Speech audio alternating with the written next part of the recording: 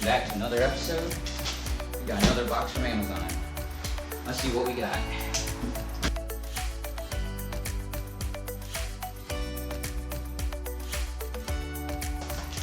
We've got a Win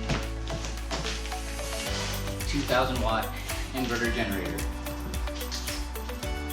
We also got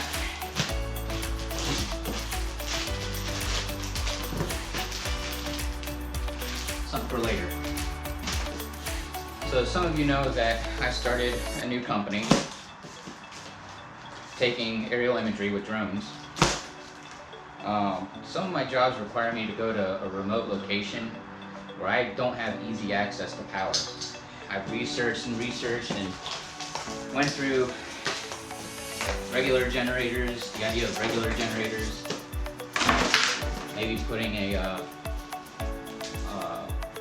one of the power inverters into my truck, but sometimes I can't bring my truck.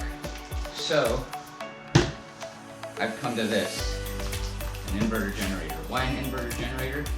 I found out regular generators don't route pure power, which in turn can damage my chargers and damage my batteries. One of my Inspire batteries cost $350. This costs $390 off of Amazon. So I think we're going to invest a little bit of money into the right equipment. Let's get into it.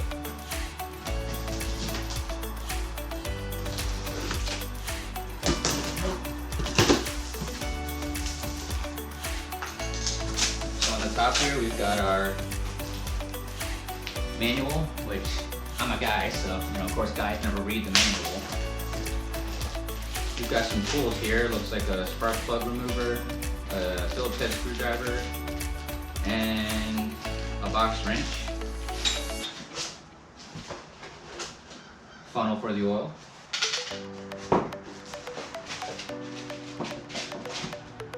some nice dense foam,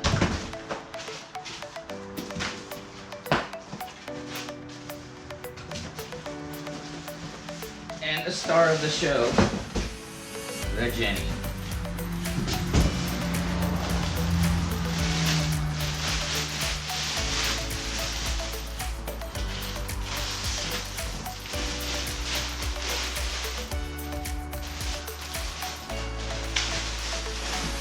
I like to keep these silica packets and just throw them in my cases and my gun safes and stuff like that, just to help keep moisture out.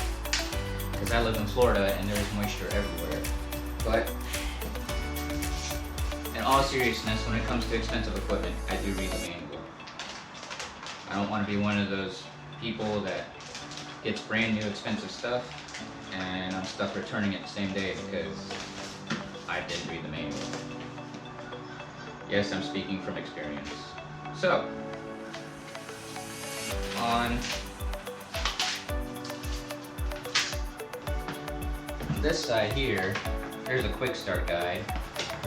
Alright, so I brought you guys down to my level here. This side of the box, where the fuel cap is, there is a giant symbol on this access door here with an oil can. So here is my oil. I like how Win put a little tray here in case you spill some oil.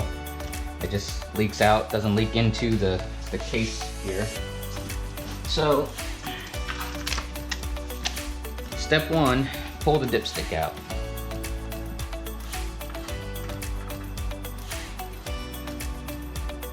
There is a little bit of oil, it looks like, in there. Not a lot.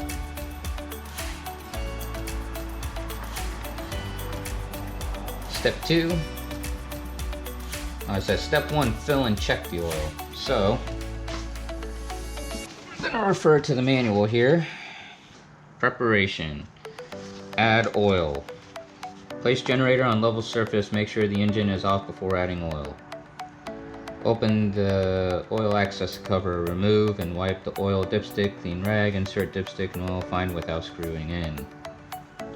Remove dipstick, check the oil, slowly add oil, repeat step two. Okay, so we're gonna get a piece of this cardboard here.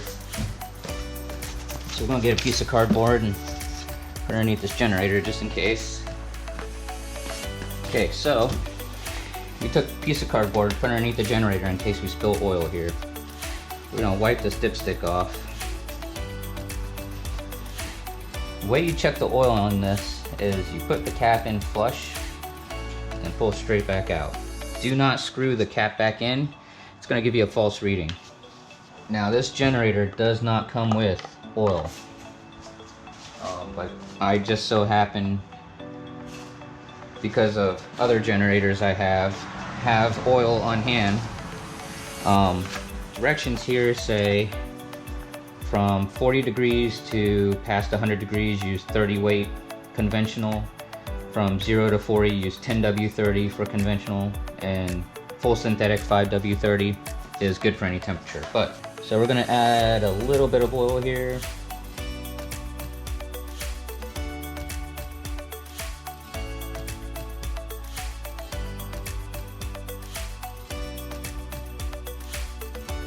Now, you want to make sure that you only add enough oil, or the proper amount of oil, in relations to this. For the reason of some of these generators have a breathing tube inside the oil pan. And if you fill it up too much, you're gonna obstruct that breathing tube. It's gonna mess up your carburetor. We are just now at the bottom of this dipstick. So we are almost there.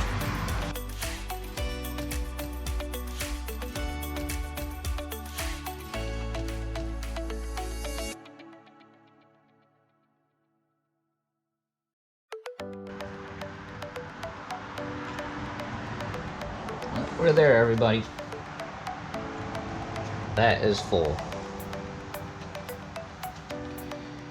So we are going to take our dipstick / plug, and actually that little box I showed you before. So this generator comes with this plastic dipstick and plastic plug, but you can purchase this on Amazon, which is a metal plug with a magnet on the end to help you catch the any shavings that might be going through your oil. And honestly, this doesn't have any sort of gauge on it or anything. So we're going to keep that dipstick for maintenance purposes. But we're just going to put that in there to help prevent any metal shards or anything from getting into the generator. If you guys notice, I'm wearing nitrile gloves. That's because anytime I work on an engine of any sort,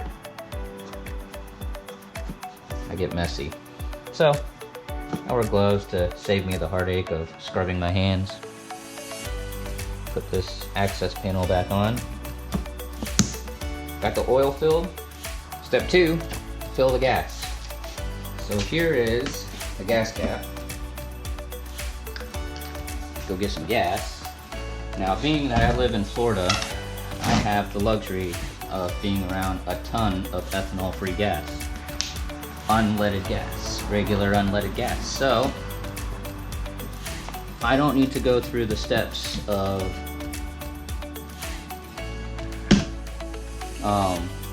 putting fuel stabilizer in.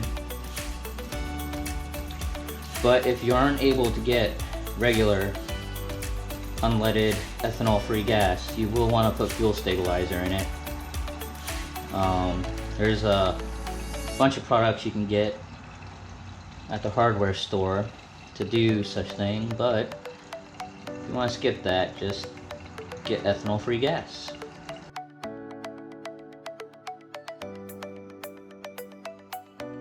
So in the directions here, it does say minimum 87 octane. Do not use gasoline with over 10% ethanol. Capacity is 1.06 gallon. Do not mix oil and gas. Follow instructions next page. So this generator, the next step after the gas is grounding the generator. This generator does have a grounding connection right there. So attach one of the grounding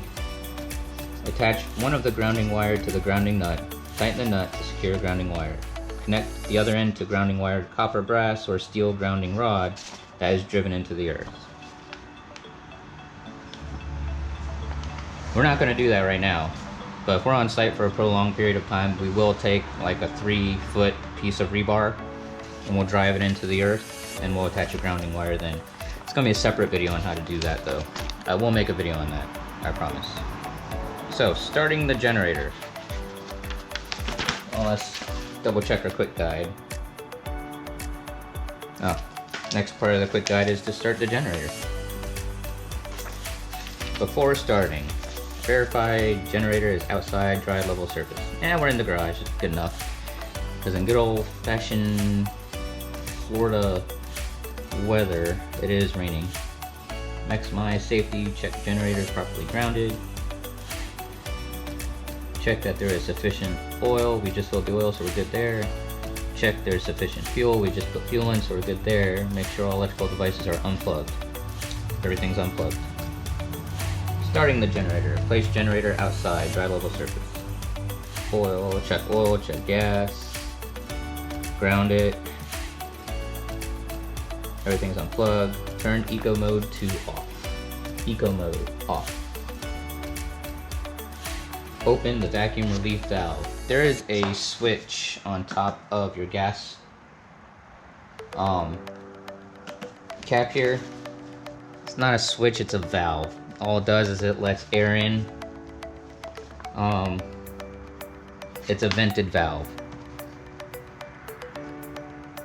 Turn it to on. It came in the on position. Turn engine switch to on position.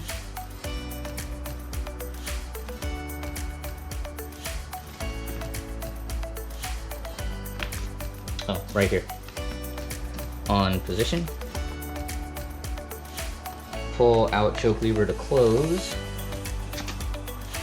Pull recoil starter handle slowly until slight resistance is felt. Then pull quickly to start the engine. Return forward gently. Now, let's read the rest of these. So, after the engine starts, we're not sitting here. Repeat step 10 until engine starts. After engine start, the put out indication light is green. Slowly push choke lever to open. I can smell the gas running into the carburetor, so I guess kind of good. We're kind of reviewing the directions. Gives a minute for the carburetor to fill up, the fuel bowl in the carburetor to fill up. Allow engine to run for several minutes before attempting to connect any electrical devices. Alright, so since I smell the gas, let's try to start this thing.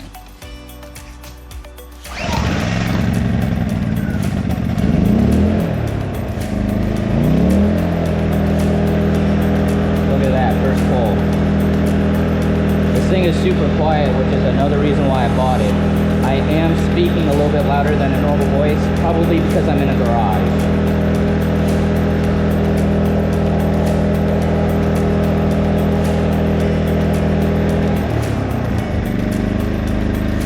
So this generator, now I'm speaking in a normal voice. Now this generator comes with eco mode, and what this does is it's only going to crank as much power as it's needed in the generator. Part of the reason why I bought this generator specifically is because I have the option of running the carburetor dry before turning it off. And all I do is go to this position here, which says fuel off.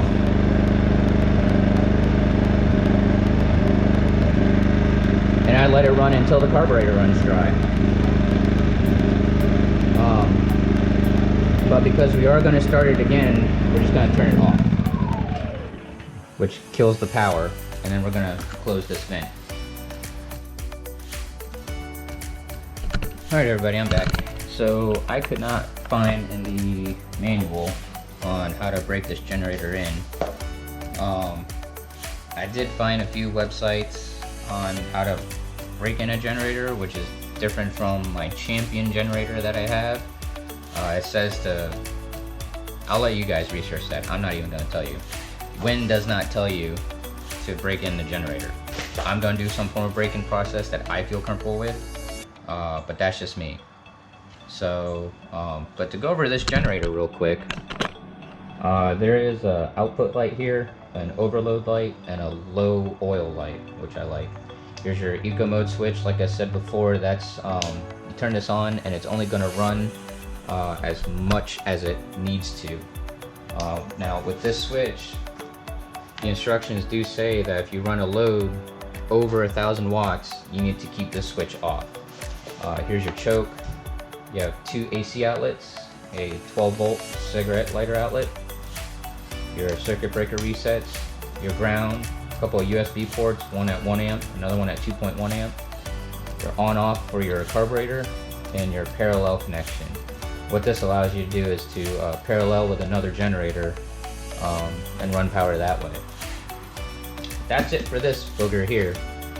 Very excited about this. It's going to make this debut again in my next video, which is my equipment video. But this is a short one for this week.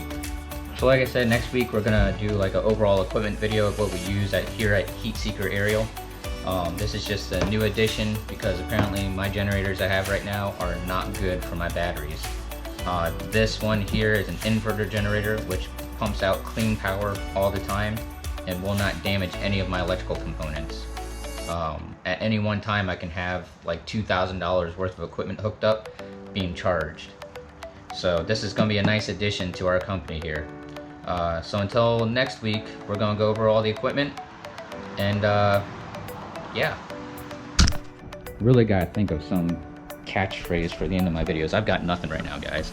I've recorded the end of my video like 5 times. We'll figure out something later, okay? We'll figure out something.